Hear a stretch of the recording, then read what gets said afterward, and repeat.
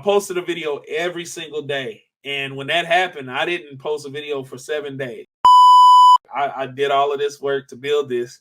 Right. And dang, like it's over. It's gone. But I'm a man of faith. I prayed, laid on my face, and laying prostrate. That I had to Yes, laid on my face, man. Sackcloth and ashes. Turned on that old Fred Hammond note. It took me a little bit. Yes, sir. And January 1st, 2022 to July 12th, 2023. July 12th was the day that I lost my monetization. And welcome to another episode of the Legacy Inspired Podcast, where I am your host, Randy. And today's episode is going to be nothing short of amazing.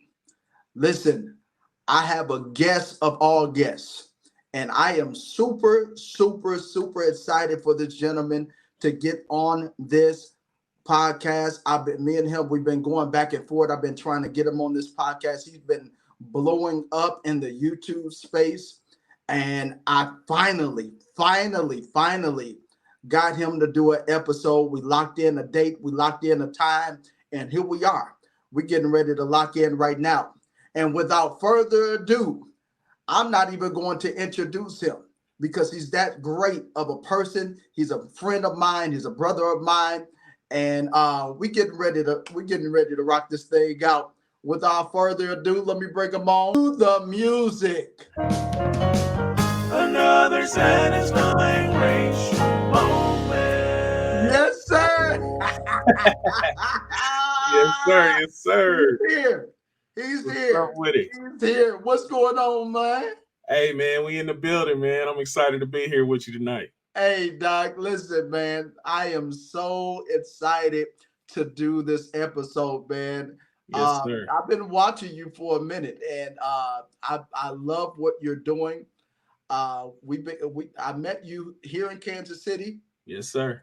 Here in Kansas City, I actually met you through my wife. Met you through my wife, and we've been locked in ever since, man. And so, listen, go ahead and introduce yourself to the people.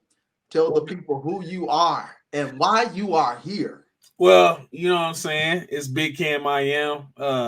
Big Cam, first off, because my name is Cameron. I'm a big dude. I am because the I am is always with me wherever I go. So Big Cam I am. I'm a social media kind of commentary person / comedian.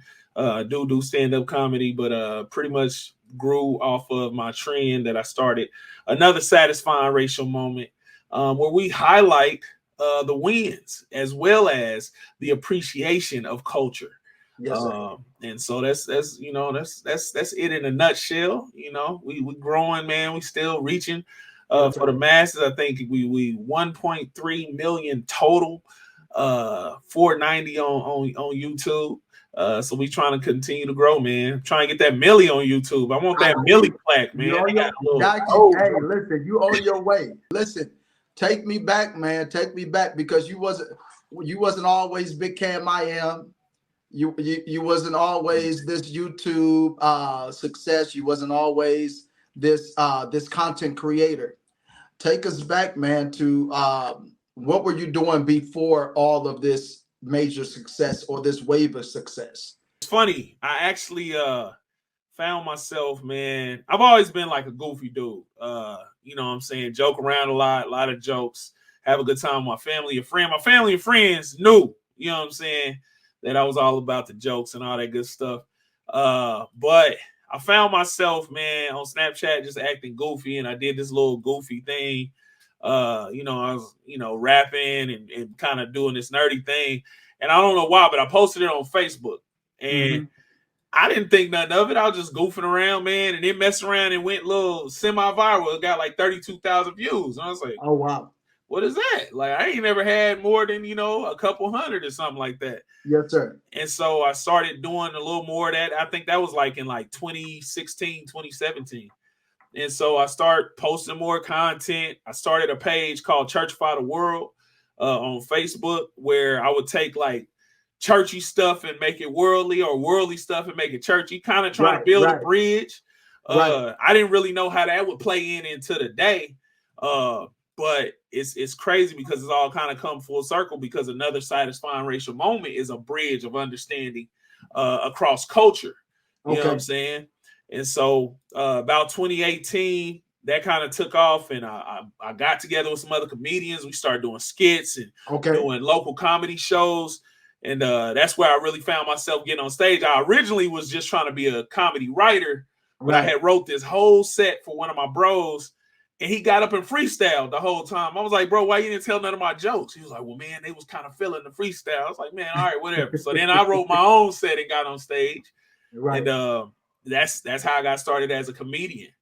And you know, everything was on the way up, man. We were starting to get booked. We having people call us. You know, we not doing it for free no more. We getting paid to do gigs. And then I had my biggest gig, man. It was at this mega church out in Shawnee, Concord. And the night before is the day. The night before is the day that the world shut down for COVID. And so once COVID shut everything down, no longer had any shows. We couldn't do our own shows. We had put on 7 of our own shows at a local restaurant. We couldn't do that no more. So if I wanted to get my creative genius out, I had to find another way. And I started, that's when Big Cam I Am really came out, man, on TikTok. And I started building there first. And, you know, after about, I want to say it was 2022 when another satisfying racial moment took off. So literally from 2020 all the way to 2022, man, I was fighting for my life, man. When did that catchphrase come about? That's another satisfying racial moment. A lot of people don't understand. I have been saying that in my family for 15, 20 years. Really? 15, 20 years, man. So I actually first said it. I was at a gas station, and I was there was this lady, and she was being a little judgmental, you know what I'm saying? And so I felt it up on myself to help her change her perspective. I held the door for her. She was leaving out, and she was like, "Oh, thank you, young man." I was like, "Oh, you got it." You know, she was an older, you know, white lady, and so as soon as she goes out the door, I hear this music pull up right in front of me. Oh, and I'm like, bro, now I didn't change this lady's life, and here's some stereotypes come to put her right back in that mindset. Well, when I looked at the car, it was 2 young white boys with their hats backwards, with their baggy clothes on, screaming 3, 6, 9, just going crazy. And right in that moment, I kid you not, standing in front of that gas station for the first time, I heard the phrase and I heard the jingle. I heard it in my head. Another satisfying racial moment. And literally in that moment, it was birth. And I went home, told my family that story. And literally for 15 years, man, anytime anybody has had a moment like that where, you know, the odds were stacked against them, but it came out on top, somebody would be like, dun, dun, dun, dun, dun, and we like another, and we sing it in harmony. And so what's really crazy is when I started Churchify the World, I really was going to start a page called Another Satisfying Racial Moment then. Oh, wow. But I didn't do it because I was like, man, people ain't going to understand me. You know what I'm saying? They're going to start saying this. They're going to start saying that. And what I said, eventually it did happen. That's exactly what happened. But I don't know, man. I'll just roll the dice. It was like, yo, we're going to see what it is, see what we can make shape. So you take this comedic approach to content. So you're using content and you're applying the comedic style to content. Yeah. To the point where now you're being monetized just to be you. Yeah. Just to be you. Tell me, I want you to take me to the business side of this thing. Yeah. Talk about that. Dive deep into that. So the reality of it is, one thing that I have absolutely learned is if you're going to get into this content game, it better be something that you really believe in, not that you just believe in, but something that actually matters to you. I've seen people, get on a side of content of something that they really don't stand behind. Okay. But and now they got to keep doing this thing that they don't enjoy doing. You know what I'm saying? It's always been in my heart to talk about, microaggressions and talk about culture and how people can connect, and you know what I'm saying? So you have to first off have something that you actually want to talk about and don't mind talking about. Second, once you start building, you know what I'm saying, obviously the different apps, if your content catches fire, they're going to push you. You know what I'm saying? Right. And as they start pushing you, then you got to make that decision. Okay, am I really going to stick with this? And I'm starting to build a community. How do I connect to my community? How do I, you know what I'm saying, definitely make sure that my community understands, like, yo, I appreciate y'all. You know what I'm saying? And then as that starts to happen, you start getting other opportunities. Like, for instance, I'm a partner with YouTube. I'm a TikTok partner as well. I'm a Meta partner with Instagram and Facebook. So that allows me opportunities to go to different events, to be open to different monetary situations, like different programming that other people might not necessarily know about until later. And so it really opens the doors for some real opportunities. And obviously, as your numbers start to grow, you start having, brands and different communities reaching out to you to have you, promote their product. And that's a part, I ain't gonna lie to you, that's a part I kind of struggle with, because, with my community, obviously I don't want to be found shucking and jiving. You know what I'm saying? If I'm going to promote something, I want it to be something that I believe in, something that I am excited about, and something that, my community can benefit from. And so, it absolutely opens up some opportunities. You can get, obviously you can get paid from the monetization of your videos, your apps. There's different things where your community can gift you. You can come out with your own merchandise and start selling merch. And then obviously those brand deals, that's the other opportunity that people really, really eat off of. I mean, that's where the real money is, honestly. How many brand deals you have now? So that's the funny thing with my form of comedy, with my form of content. It's been a journey, man, waiting to find some people that actually believe in what I'm doing and don't misconstrue what I'm doing. But just here recently, I've actually had a few brand deals come through over the next few months. Making I don't know if I want to put a number on it, but it's a 5-figure situation. Okay, 5-figure situation. Why do you think it's such a you mentioned it's a journey? Why do you think it's such a challenge to get a brand deal? Because you have this African American history approach, civil rights, and everything that encompasses that, but you also adding another industry. So you have two. You have a niche right now. You have a niche. So you're taking two industries. Yeah. Two approaches, two different perspectives, and merging them into one and niching down. Yeah. And you know what I'm saying? So why do you think it's such a difficult journey to be able to acquire brand deals and acquire certain monetization opportunities? Well, I think it kind of starts with, first off, a lot of times when a African American, a Black person comes through talking, positively and about certain things, or bringing light to certain things, a lot of times it's instantly perceived as combative, right? And so it makes certain people uncomfortable. But one thing that I've always tried to push is the people that it makes uncomfortable aren't the ones that are buying the products all like that either. Exactly. You know what I'm saying? So my thing is it's really all about understanding and appreciation of culture. That's right. That's where it really starts. And that's the thing. I purposely kind of cornered myself to where I would be the one that would define what another satisfying racial moment stands for. And certain people have tried to define it. But I don't know. I've just had a way of kind of circling back and being able to corner the market and really make sure people understand that I'm the one that came out with this, and I'm the one that's defining it. It's not a thing about hate. It's not a thing about having an issue with anybody. It's about pointing out the things that need to be changed, and again, celebrating and appreciating one another's culture. And so you know, that's I think that's a part of why it's been a journey, but there's some things that I have planned that are going to further define what another satisfying racial moment means. What is that? What are those things? Are you able to? Are you at the liberty to share those?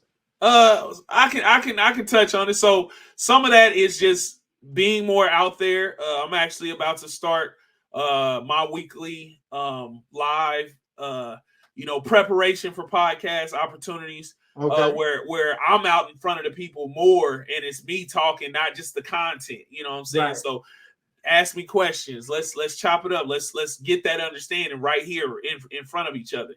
Another thing is, more skit-based content where we kind of paint it out more, draw it out more, long-form content where there's a little bit more to chew on than just that, that short. Right. Which is what I really built off of was the shorts, but now we're about to go more long form, so there'll be a little more explanation in there, and even my long game is a film, man, and I feel like that film is gonna be my heart song. It's gonna be basically the epitome of another satisfying racial moment, and the angle that I'm going to come from that. I mean, if anybody leaves confused, then they just want to be confused. Right. So I think once we get to that point, though, it'll be fully realized what I'm doing, what I'm trying to do, and I think from there it'll only be up. Right. So you started. So you're taking this content, right? Yeah. And now you're utilizing the vehicle of YouTube.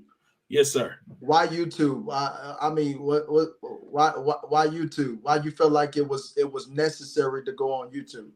I mean, I think anybody that's ever created content, YouTube was the first one, right? And not only were they the first one, they have continued to adapt, right? So it's like they're the ones that built this thing, and as Vine came along, and Facebook came along, and TikTok came along, and Instagram, and Snapchat, and all of those other ones that you might think of in there came along.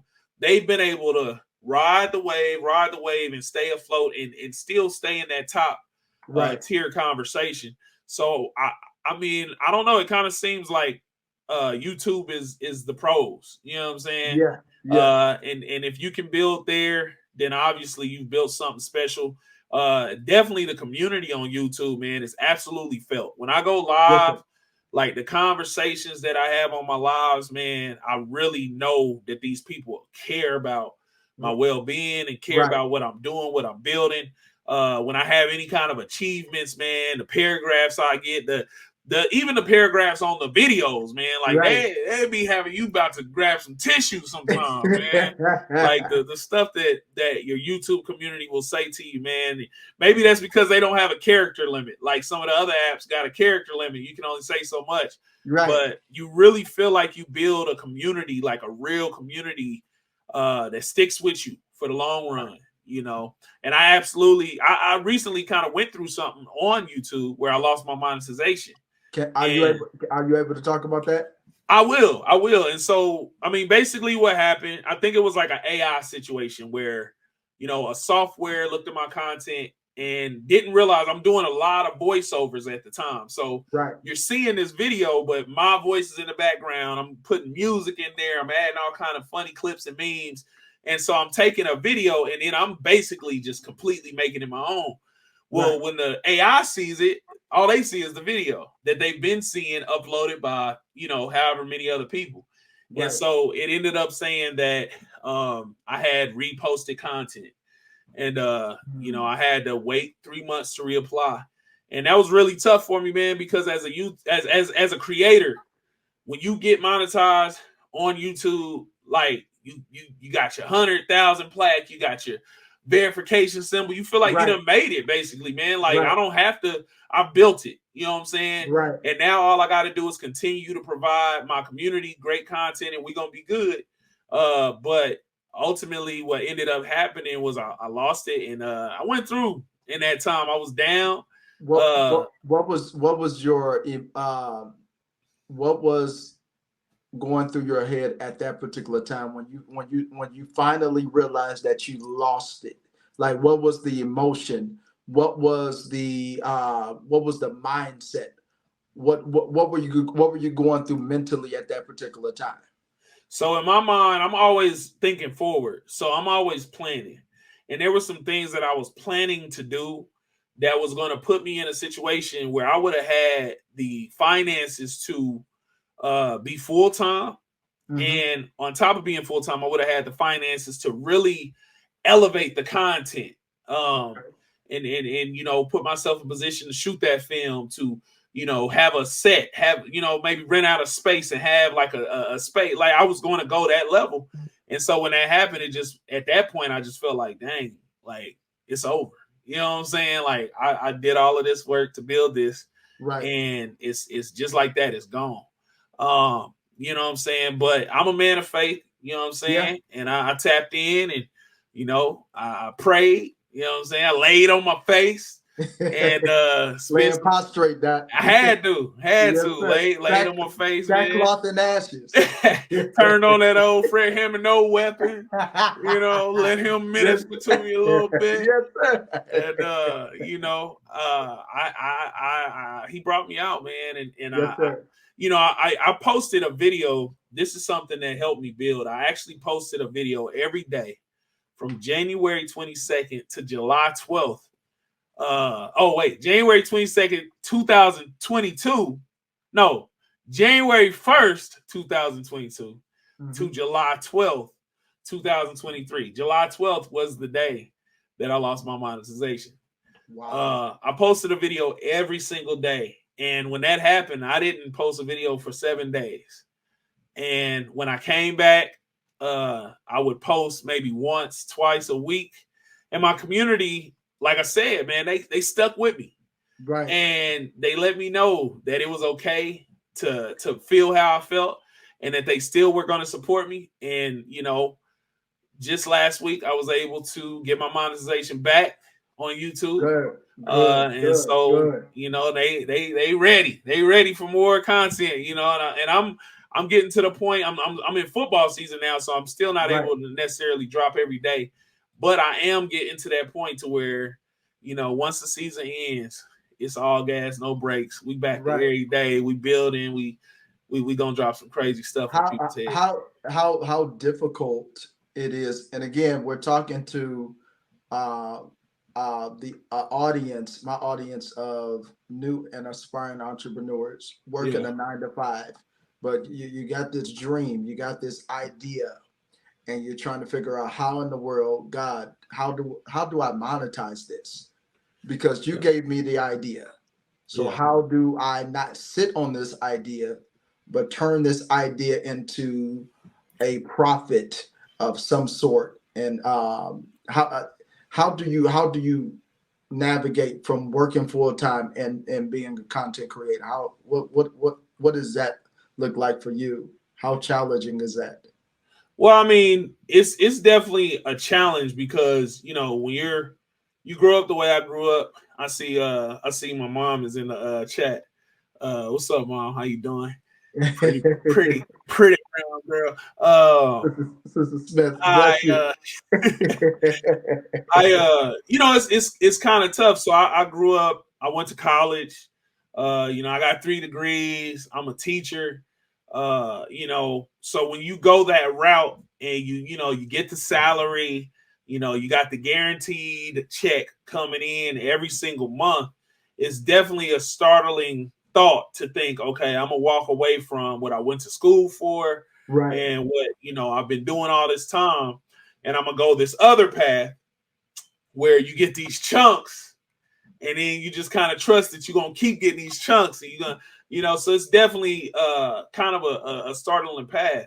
But the reality is, if you know what you have and you know what you built, and you have a solid plan Right. in place, then I feel like that's a tangible idea and opportunity. Now, Right. one thing about it is, with 1.3 million connected supporters across multiple platforms, with monetization coming from multiple platforms, I'm still I have not made that jump yet. Okay.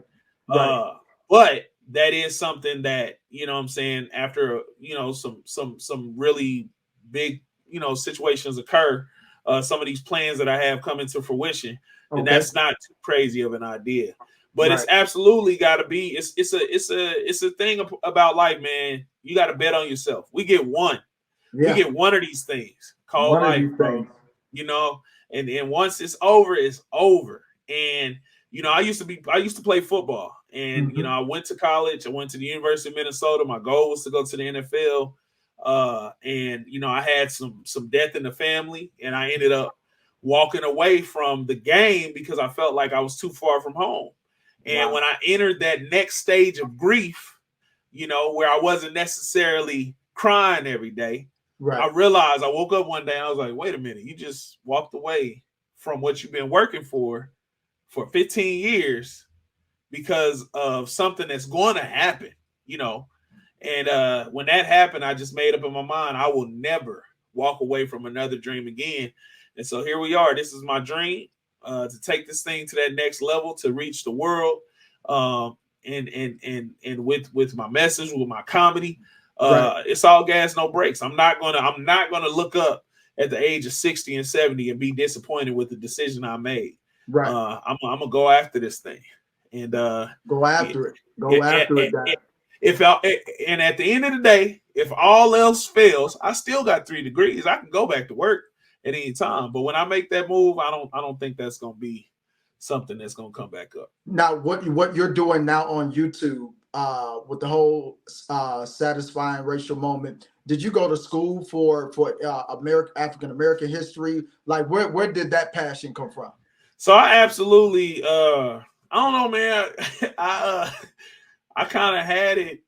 I kind of came into this world with a different outlook, man. And Right. I remember being heartbroken as a little bitty boy when I watched American Gladiators. You didn't see us on there a lot, man. Nah, you didn't see us. You didn't see us on American Gladiators. So when we was on there, you wanted to see us win. I wanted to see us win. Right, And when we would right. lose, man, I would just be broken, bro. I'd cry. Oh, I'd cry crocodile too. You remember they used to have like however many points you get that Yeah. determines like how much of a lead. Right, Man, brother be on there with about a 30-second deficit, and I'm still just believing like ain't no way he's coming back. That man is all the way climbing the ladders when he started.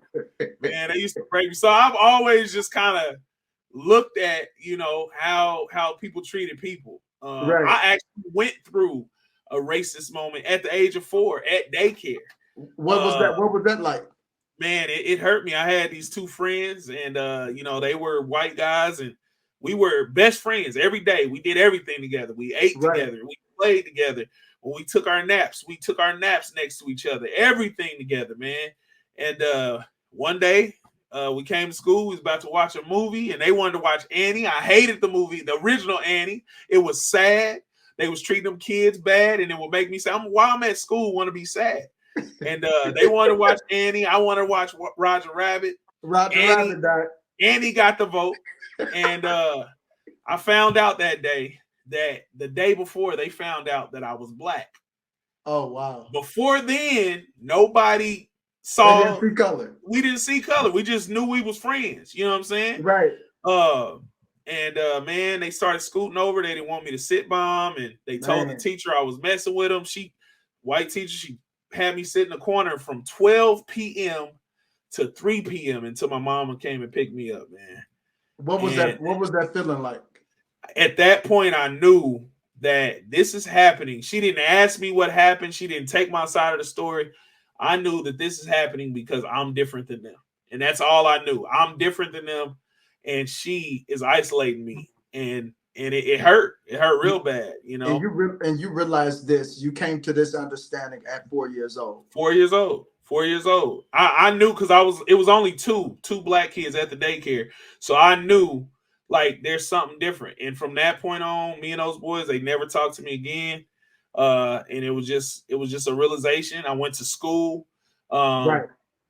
Shortly after that, I went to kindergarten and I started kind of realizing, but I grew up in the inner city. So in my elementary school, it was mostly black kids, and right. So the dealings were different. You know what I'm saying? There was one white boy in our class, but we all treated him good. We all had a good time, and he wasn't ever isolated. So there would be these little pockets of life as a child where I would bump into that, and then boom, I'm back in my community and everything's good. Right. You go in a store at a young age, and they get your hands out your pockets, and I'm like, what you mean? I'm just walking, Right. And so little stuff like that just kind of made me kind of predisposed. But the question you asked, did I go to college for African American history? I definitely took my fair share of African American history courses. Every time, right? I'd be in a pathway and be like, well, you can take African American. Give me that. I'll take that. Right. So I definitely took my fair share of those. But my major was actually film and media arts. So I have a degree in film and media. And so they said, somebody said on the chat and Facebook said, I trust that Sister Hattie handled that. Oh yeah. Oh, absolutely. Absolutely. That's what's up, man. Listen, let's take it a step further because I'm so intrigued about your success on YouTube.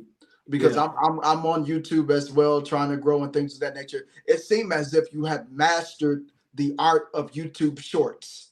You see, right. I want you. I feel like you tapped into something that. Hey man, I appreciate that you feel that I've mastered it, brother. Yeah, I feel like you have, man. Because I see long form video on your page, but I see more shorts than anything.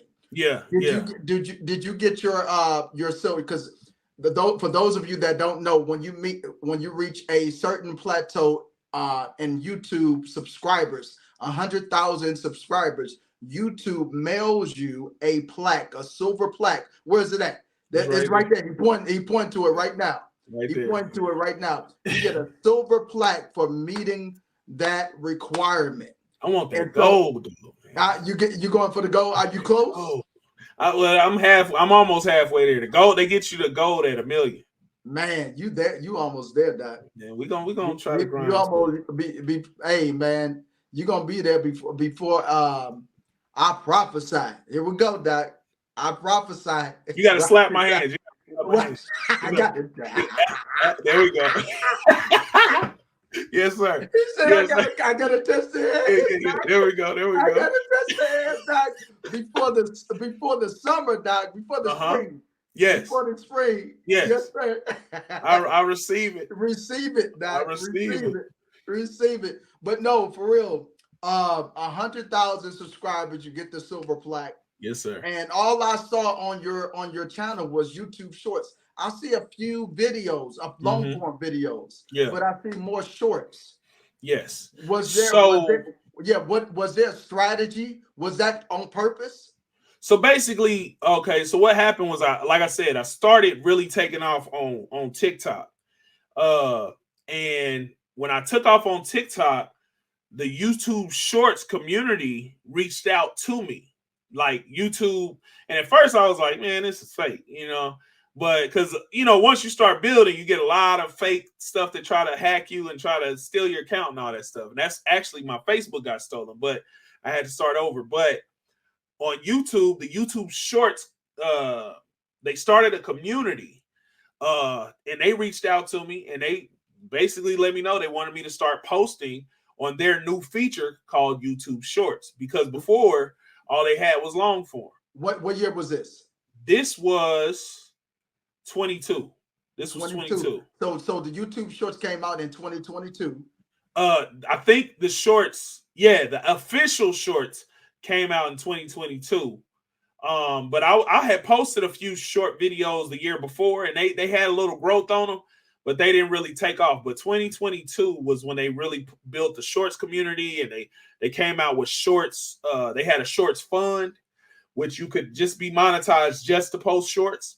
For those, and since we're talking to an audience that they watch YouTube but may not be familiar with the lingo, explain to the people what are shorts. What are YouTube shorts? So YouTube shorts are videos under 60 seconds. They're specifically vertical videos under 60 seconds.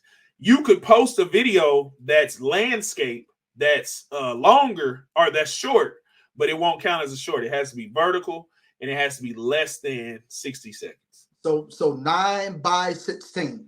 Yes. 9 by 16. That's the ratio of what a YouTube short is. It's similar to a YouTube to an Instagram reel or a Facebook reel or a TikTok reel. Absolutely.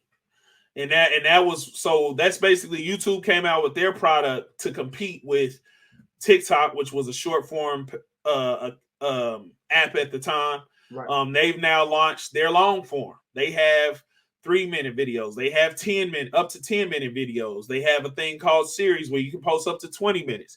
Right. So everybody's competing with everybody. So once the YouTube reached out to me and brought me into that shorts community, then I just start posting my content, not only on TikTok, but I start posting it on YouTube. And I remember I had a creator who looked out for me. He blew up on TikTok at first, and he had moved over to YouTube, and he kind of gave me a little, green light, and he gave me some info. You know what I'm saying? What's the info, Doc? Give us the game. No, just playing. I was just playing. So basically, you gotta give us the game, man. You got to give us the game. He told me. These people was in these short meetings, man, on YouTube. They was like, you got to post 12 times a day.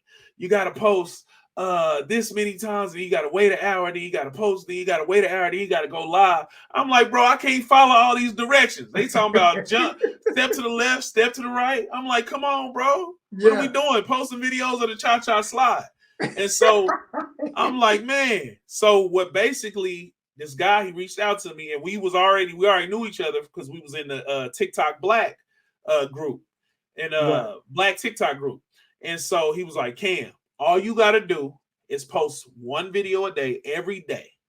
He said, what did he say? He said, don't check your numbers. Just post one video a day every day. Make sure that you have a searchable title.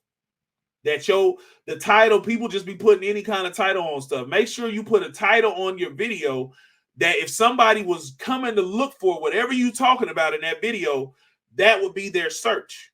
How do you come up with your titles? So I'm gonna give you an example. I'm gonna actually go to my page and read off some titles. Please do. Give us the game. Give us the game. Yeah, we in there now. We all up in that mug. We're in there deep now, man. Yeah. You can't come up for air now. Yes, sir. Okay, so let me go like this. Because YouTube is very, very sophisticated, and sometimes even for myself, trying to find titles, trying to create titles, trying to come up, it's a whole language with YouTube. Okay, so check me out. So I did a video a couple days ago where Naomi Osaka had talked to this. Okay, she talked to this other lady, and she said, "Want to be called Jenny or Jennifer?" Right. So anytime somebody searches for that, they're definitely going to put Jenny or Jennifer. So the title of that video for me is Another Satisfying Racial Moment. First off, because that's my viral thing that if people want to see me, they're going to search Another Satisfying Racial Moment. And then the rest of the name is Jenny or Jennifer. Jenny or Jennifer. So people are, that people are going to automatically search for Jenny or Jennifer. If they want to see that clip of Naomi Osaka asking that lady that, they're going to search Jenny or Jennifer. So with that being in my title, whether they search Another Satisfying Racial Moment, whether they search Big Cam I Am, whether they search Jenny or Jennifer, if they type Jenny or Jennifer, if I make enough noise, I'm gonna come up in the conversation, and that's going to introduce me to people that just wanted to see Jenny or Jennifer, and on top of that, it's going to obviously get to my people that just want to see me. Period. Gotcha. So he said do that every day for 3 weeks, and he said don't check your numbers because it was disheartening because over here on TikTok I'm getting millions of views, right, and then over here on YouTube I had a 73. I had an 18. I'm like, bruh. He said, stop looking at the numbers. Just post every day and just watch what happens. Brother, when I tell you, he said 3 weeks. I started doing that at the beginning of June. Matter of fact, June 15th. Wow. July, this is last year, June 15th, last year. July 4th, the week of the July 4th, me and my family went on a trip. Me and my wife and my son, we went to Omaha for a few days, came home. Then we went to Branson for a few days. While I was in Branson, I woke up one day. Phone just ping, ping, ping, ping, ping. I look at it and I see YouTube. I ain't getting no YouTube notification. What did you say? YouTube. 3 weeks to the day, I had a video hit 100. I think it hit 175K. He told me, everything around that video is going to blow up. I looked at that one, it had 175. Another one had 75K. Another one had 100K. Another one had 250. Man, I wish I could tell you what that video was. I should remember what that video was. But I don't remember what was the first YouTube video to blow up. But what I do remember is from that moment forward, I kept posting every day. And what was crazy is it happened. Evidently, it had been blew up because my supporters was like, man, this dude don't respond back. He just posting content. So I had to immediately get in the comments and start, hey, what's up? How y'all doing? What's going on? Hey, I'm Cam. Nice to meet you. Appreciate you being here. You know what I'm saying? Yes, so sir. I was kind of playing behind trying to build the community because I just wasn't checking it. I would post and just get off the app, follow my boys' directions. And then once that community started building, man, I remember I made a video with my students last September. Okay. I started the year last year with 350 YouTube subscribers. And I think when I started doing that everyday thing, I might have had 440. And by September, I had 50K. I remember making a video with my students when I crossed over 50K. And then I remember 2 months later, 3 months later, I crossed 100K. And I got my plaque before the year was out. Wow. And yeah, man. And then after that, when we came into the new year, we just start taking big jumps. So you teach people how to do this. I'm a digital media teacher. So I actually teach my students. And I've also been open to doing consultations. But I'm about to actually build a class. So is this online or is this in person? So the consultations were individual, like, Zoom meeting type things. But what I found, and I'm gonna be 1,000 with you, bro, because we being real. Yes, sir. Everybody's not a creator. And I'm not saying that in a disrespectful way. I hope I don't, you have to be okay with those days when I had 17 views. Okay. Those days when I had 75 views. Those 3 years before another satisfying racial moment where, I might have had one hit 20K or 40K. But most times it was 500. 300, 200. You got to be okay with that. And you got to have a belief in yourself that, I'm good. I just haven't found my people yet. Right. And some people come to me, man, what I got to do? Da, da, da, da, da. I'm like, well, do this. All right, cool. And then they go do it and they come back, man, I did that, bro. It didn't work. I'm like, oh, you did it one time? It's a long game. Oh, I did it for 3 years. You know what I'm saying? Right. You know what I'm saying? So you got to be willing to face that. And you got to have an unwavering belief in yourself. And you got to, I remember there's this one dude, really creative, really funny. But his camera quality, he had like a really old phone. And so he would keep sending me his videos. His mouth wouldn't be synced with the audio, and his music. Sometimes he would sing in the wrong pitch, and he just kept sending them to me. And I didn't want to hurt his feelings, so I just kept kind of giving him positive feedback, kind of peppering him up, not really telling him the real. And so after so long, it had been like a year. I'm like, man, we've talked long enough. Let me be real with bro. And I was like, listen, man, you got talent, bro. You're funny. You got a lot of charisma. But your camera, your videos, every single video you see is foggy, man. You got to get a new phone. You got to get a new camera or something because people can't see you. People aren't going to look past the fog to hear your creativity. You got to serve this thing to them on a golden platter with all of the fixings for them to take it in.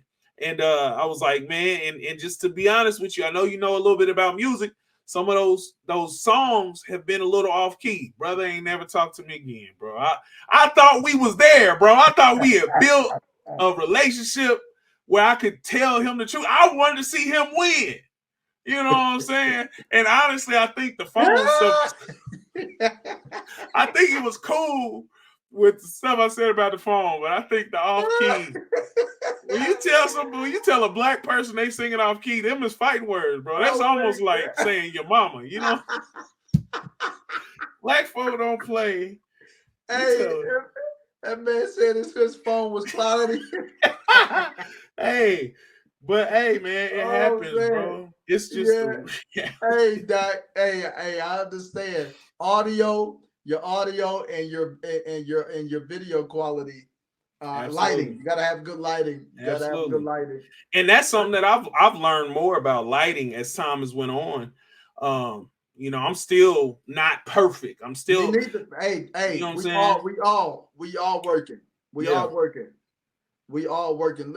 Listen, man, if somebody want to, let's say for me, for example, I want to go in on YouTube.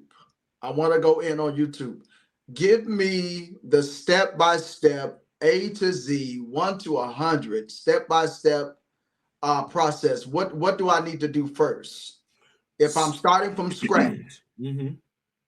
So you're gonna need knowledge of how to build content, whichever kind of content you're gonna build. You know what I'm saying? Some people, they just do the reaction stuff. Some people do the dancing stuff. Some people make music. Some people do what we doing here. Whatever you do, you're gonna have to research the other people in that lane.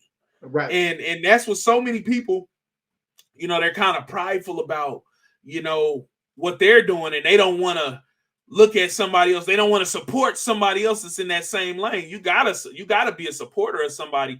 I remember Kev on Stage was one of those people for me that I always watched. I watched him build from the beginning all the way up until now. Right. Another one was Phil Wade. These are two guys that I saw. They wasn't in LA. They wasn't in New York. They wasn't in Atlanta. They build from Seattle and Houston from their house. They built the setup. I watched them get better equipment, better cameras. I watched them grow. Right. And they built to where they are now. So you got to study who's in your lane and who's running the lane that you're trying to get in. And you got to have some knowledge, obviously, about film and production and, you know, quality and different things of that nature.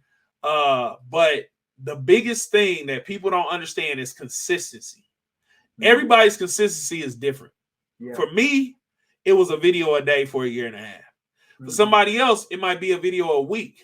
But what you have to show these algorithms is I'm going to be consistent. I'm going to post more than just once or twice and just give up waiting for those 2 videos to blow up. I'm going to be in your face.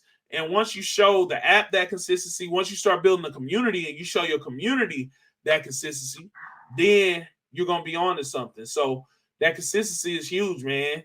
So it's obviously finding your lane, you know, being consistent with that stuff, understanding, you know what I'm saying, the type of content you're going to post, you know, and from there, man, it's a lot of just perseverance, because I'm not gonna say it's not gonna happen overnight, because for some people it has. Right. It didn't for me, but for some people it has.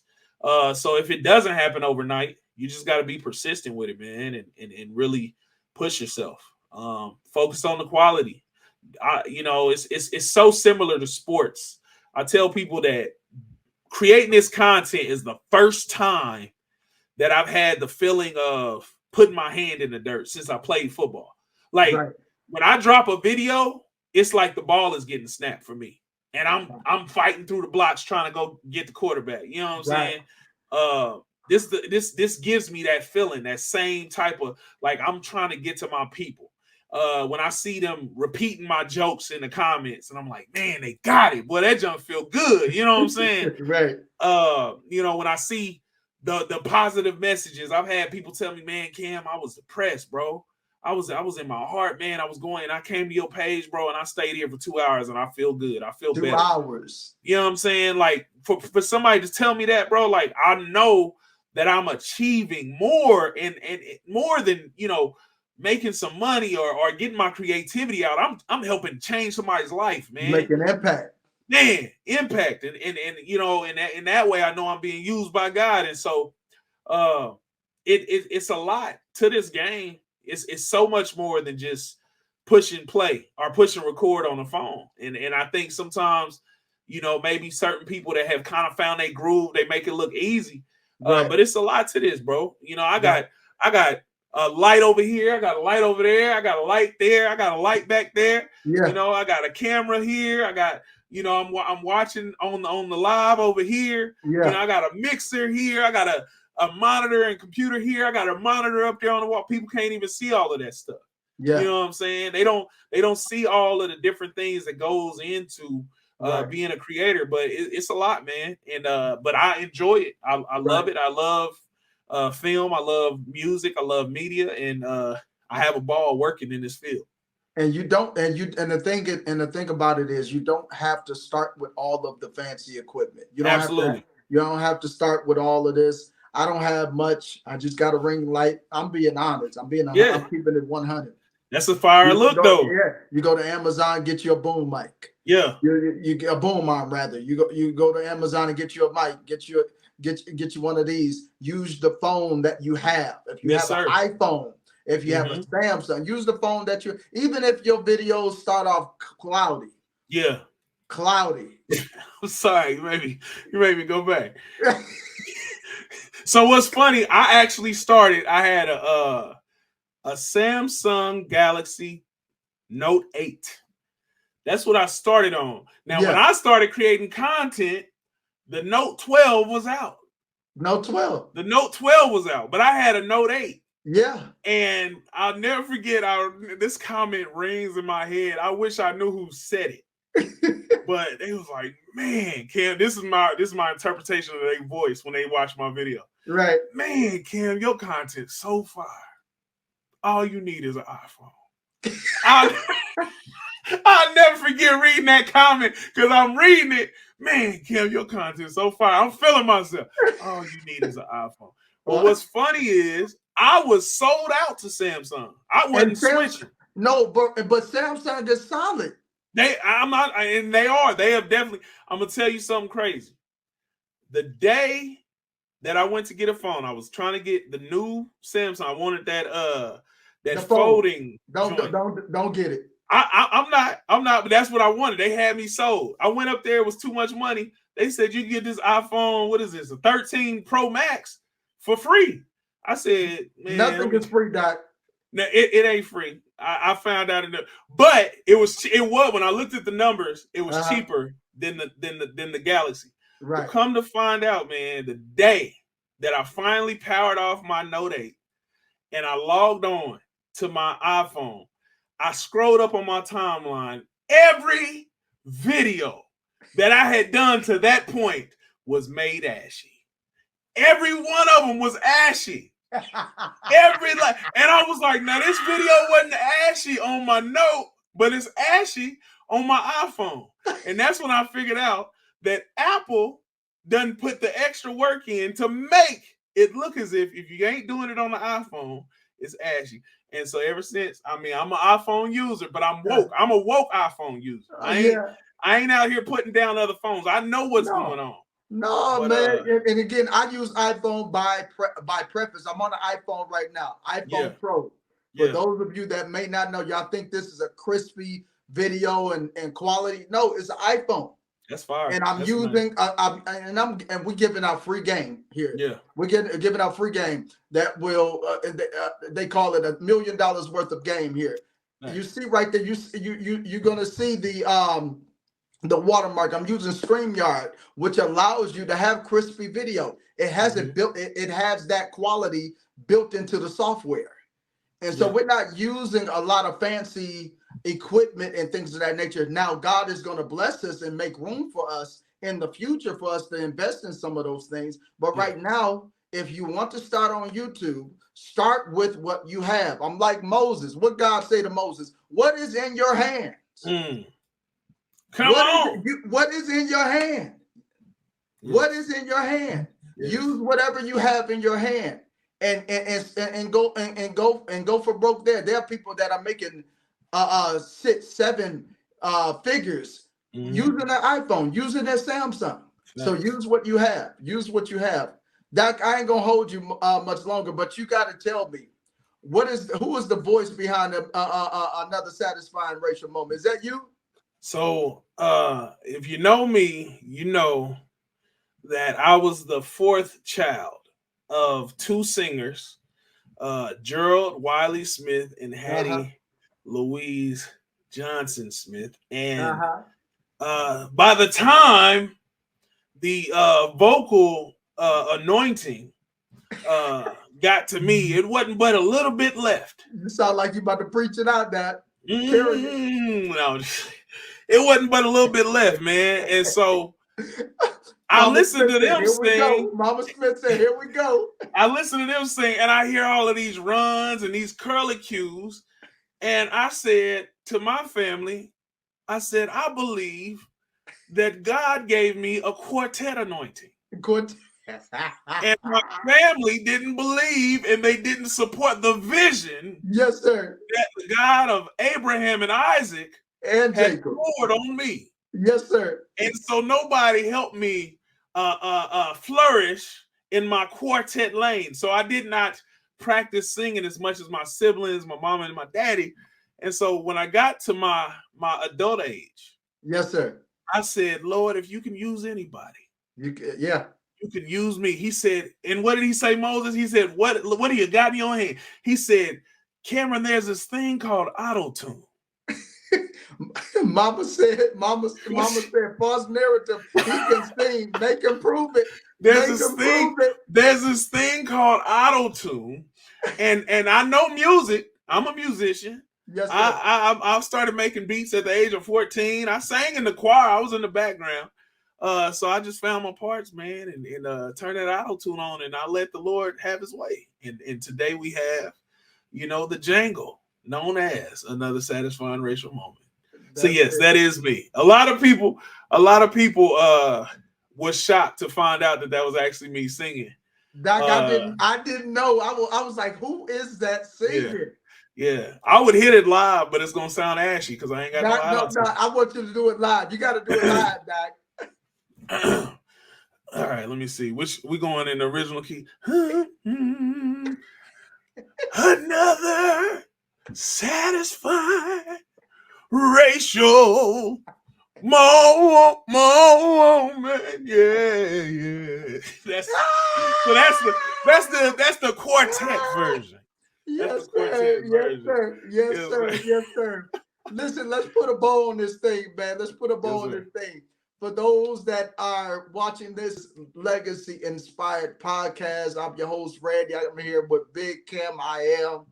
Talk to the people. Let them know how to find you, where to find you. And if you have a product, if you got merch, whatever you got, man, I'll put it down in the show notes. We definitely want people to support what you're doing.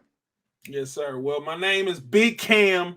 I am on all platforms, even the platforms that I might not use as much. I have secured the name Big Cam I am. So you can find me on TikTok. You can find me on Instagram, YouTube, Snapchat, Facebook, even, other apps that you might come across. Just look me up. I'm probably there. You know what I'm saying? And if I ain't there, then somebody probably done stole my content and put it on there. But yes, I am the originator, the creator of Another Satisfying Racial Moment, which is just a social commentary on understanding, acceptance, and appreciation of culture, and also a celebration of wins. And, I'm a comedian. You know what I'm saying? We got comedy shows about to pop out. I would love for my people to pull up and attend. We got comedy specials planned in the future. We got shows, we got podcasts, we got movies, we got all kind of plans and opportunities. But in order to do that, yes, sir, it's gonna take some funds. And so anytime you see my content, a like, a comment, a share, obviously subscriptions, please subscribe and show love. And you can find my merch. I have merch, Another Satisfying Racial Moment merch, on my store on Teespring. So you can find it there. And we also have an Amazon store on the way. So absolutely look for me on all platforms. Cue the music. Another satisfying racial moment. Yes, sir. Yes, sir. Great Yes, sir. fancy.